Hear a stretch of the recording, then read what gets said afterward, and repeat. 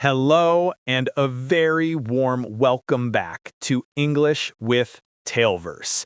I'm your host, Leo, and I am absolutely thrilled, truly ecstatic to have you join me for another incredibly insightful and, I promise you, transformative episode.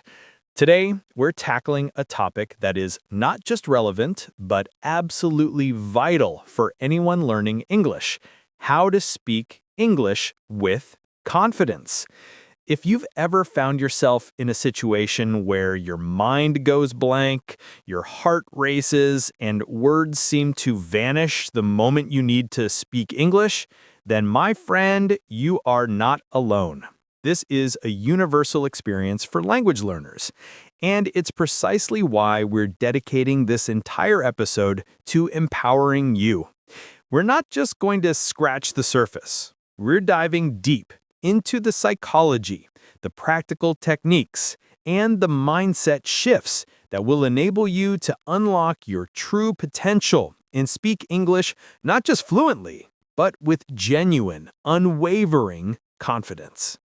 This isn't just about sounding perfect, it's about feeling comfortable, capable, and courageous in your English conversations. Imagine walking into any room, meeting new people, or even simply ordering a coffee and speaking English with an inner calm and self-assurance that truly reflects your knowledge. That's the goal. And by the end of this comprehensive episode, you will have a clear, step-by-step roadmap to achieve it. So, settle in, take a deep breath, and let's embark on this journey together to transform your English speaking from hesitant to confident. The foundation: understanding confidence in language learning. First, let's define what confidence in speaking English truly means. It's not the absence of mistakes. It's the ability to communicate effectively and comfortably despite the possibility of making mistakes. It's about resilience and persistence. Think of a child learning to walk. They fall countless times, but they don't give up. They get back up, wobble, and try again, each fall bringing them closer to steady steps. Our journey with English confidence should be viewed with the same forgiving and persistent spirit. Pillar 1. Embrace imperfection. Your best friend, not your enemy. This is, without a doubt, the most critical mindset shift you need to make. The fear of making mistakes is the single biggest barrier to speaking English confidently. The trap of perfectionism. Many learners strive for absolute grammatical perfection before speaking. This is a trap. It leads to overthinking, hesitation, and ultimately, silence. You might know all the rules for the present perfect tense, but if you're too scared to use it, what's the point? The reality check. Native speakers make mistakes all the time in grammar, pronunciation, and vocabulary. Listen closely to everyday conversations. Even news anchors can sometimes stumble. The difference is they don't let it stop them. Their primary goal is clear communication. Actionable advice: reframe mistakes. View mistakes as learning opportunities, not failures. Each mistake tells you something you can improve upon. For example, if you say, "I go to the shop yesterday," and someone corrects you to, "I went to the shop yesterday," you've just reinforced the past simple for go. That's progress. The good enough principle. Your goal should be good enough communication. Can the other person understand you? Great, that's a success. Don't let the pursuit of perfect be the enemy of good. Example scenario. Imagine you're talking to a new colleague from an English-speaking country. You want to ask them about their weekend. Instead of mentally rehearsing the perfect sentence like, "Could you please elaborate on how your recent weekend transpired?" which might feel daunting, just say, "How was your weekend?" Or, "What did you do on the weekend?" Even if you accidentally say, "How was your weekended?" and they look a little confused, you can quickly self-correct. "Oh, sorry, I mean, how was your weekend?" Most people will appreciate your effort and willingness to communicate. Pillar 2. Start small, build momentum. The power of baby steps. You wouldn't try to run a marathon on your first day of training. The same applies to speaking English. Begin with manageable steps and gradually increase the challenge. The micro-interaction technique. Greeting and small talk. Practice simple greetings and responses. When you meet someone, instead of just hi, try hi, how are you doing today? Or good morning, isn't it? This builds a foundational comfort. Ordering food or drinks. This is a classic. Instead of pointing, try to articulate your order. Could I please have a large coffee with milk? Or I'd like the chicken sandwich, please. Even if you forget a word, you can point to the menu item and say, this one. The effort is what counts. Asking for directions. Excuse me, could you tell me how to get to the nearest bus station? Even if you forget nearest and just say, the bus station, you've initiated a conversation. Self-talk and shadowing. 1. Narrate your day. When you're alone, describe what you're doing in English. I'm making breakfast now. I'm slicing the tomatoes. The water is boiling for tea. This creates a low-pressure environment to practice forming sentences. 2. Shadowing. This involves listening to a native speaker from a podcast, YouTube video, or movie, and immediately trying to repeat what they say, mimicking their pronunciation, intonation, and rhythm. It's like being an echo. Start with short phrases, then move to full sentences. For example, listen to a news clip where the anchor says, "The new policy aims to reduce carbon emissions." Pause and repeat it aloud yourself. This builds muscle memory for your mouth and tongue. Pillar 3. Immerse yourself actively, drowning in English, in a good way. Surrounding yourself with English is crucial, but passive listening isn't enough. You need to engage actively. Active listening strategies.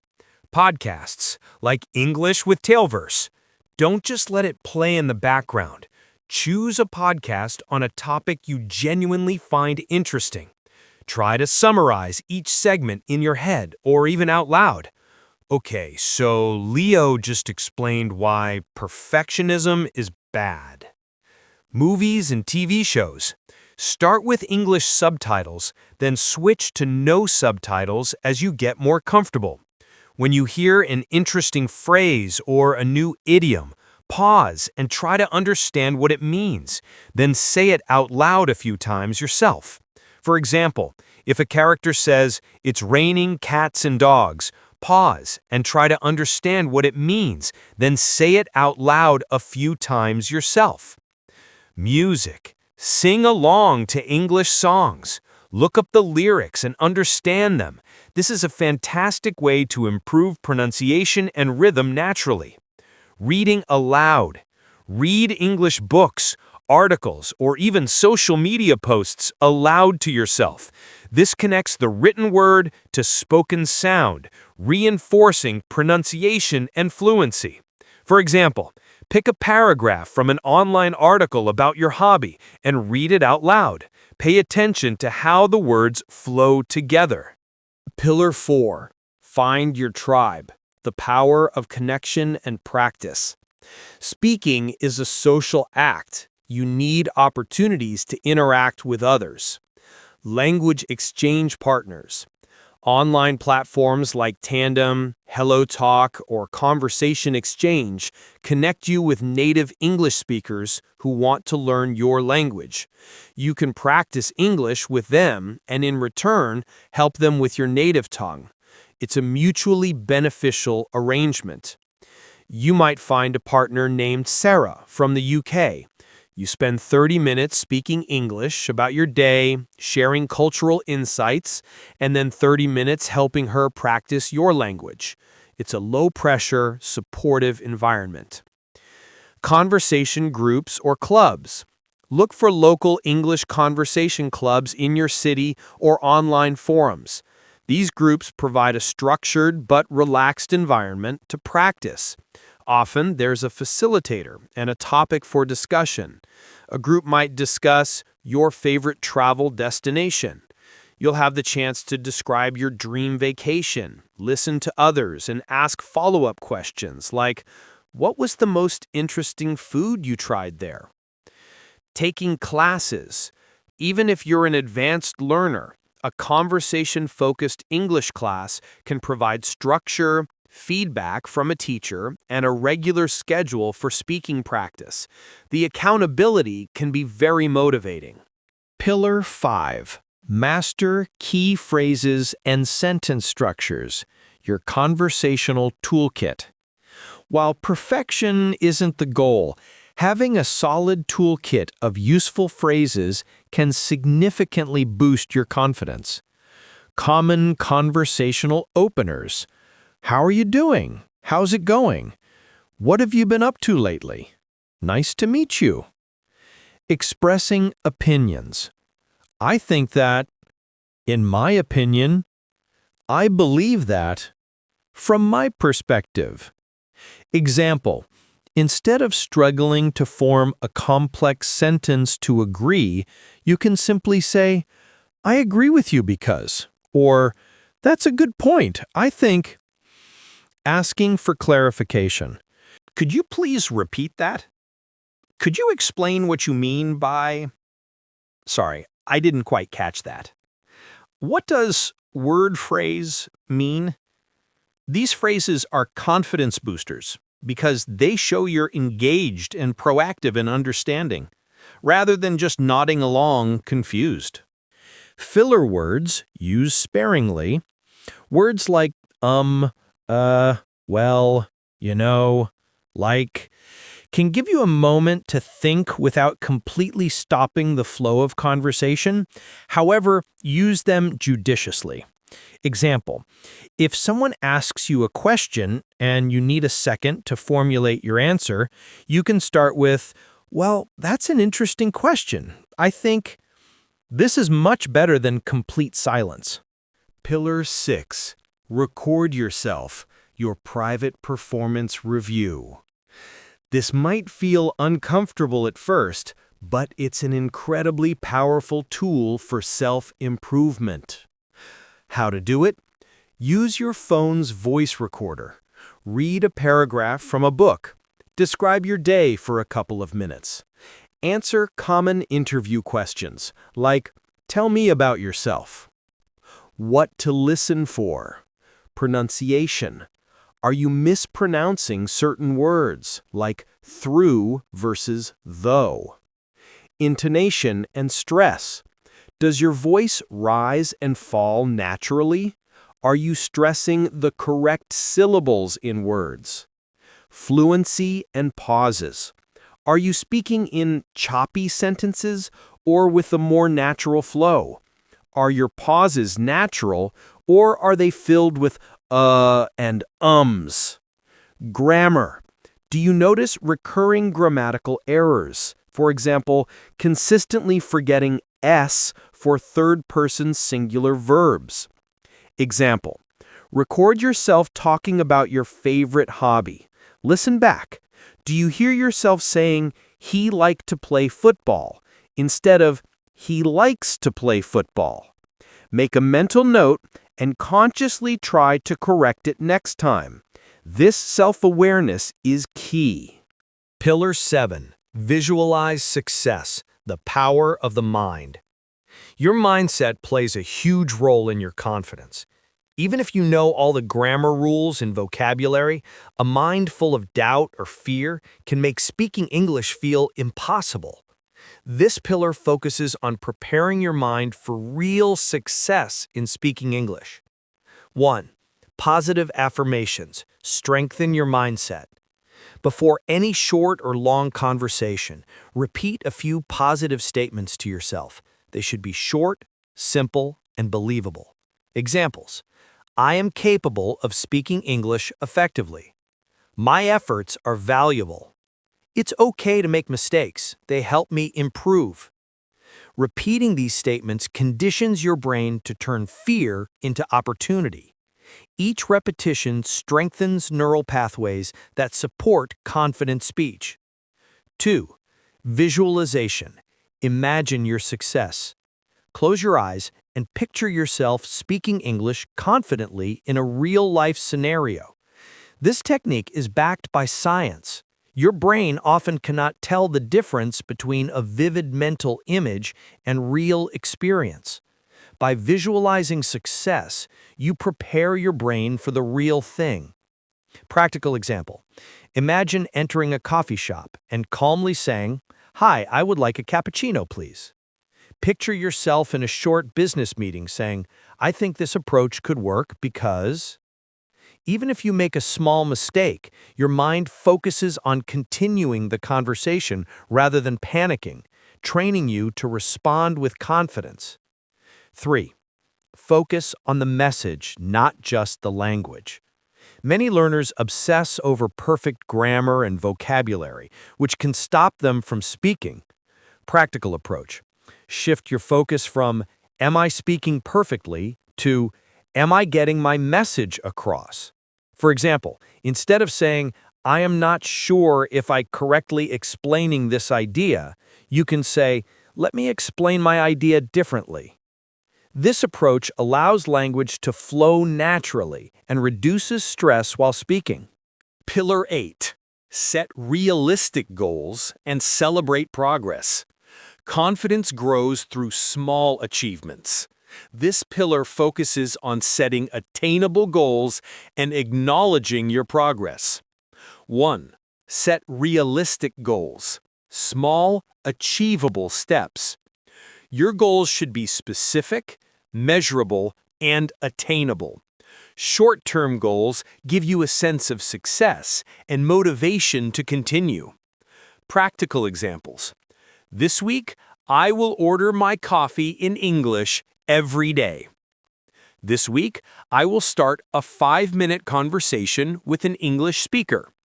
This week, I will listen to a 10-minute English podcast and summarize it to myself. Achieving these goals gives your brain a sense of success and reduces the fear of speaking. 2. Celebrate progress. Reward your efforts. Every time you complete a goal, acknowledge your effort and give yourself a reward. Positive reinforcement encourages your brain to continue the behavior. Practical examples. If you successfully order your coffee in English, say to yourself, "I did it! I spoke English confidently." If you complete the 5-minute conversation, even with mistakes, think, "I achieved my goal. I'm improving step by step." Rewards can be simple, like listening to your favorite music or taking a short walk. 3. Combine goals with visualization and affirmations. Before starting a goal, visualize yourself succeeding. Repeat positive affirmations. "I am capable. I can do this."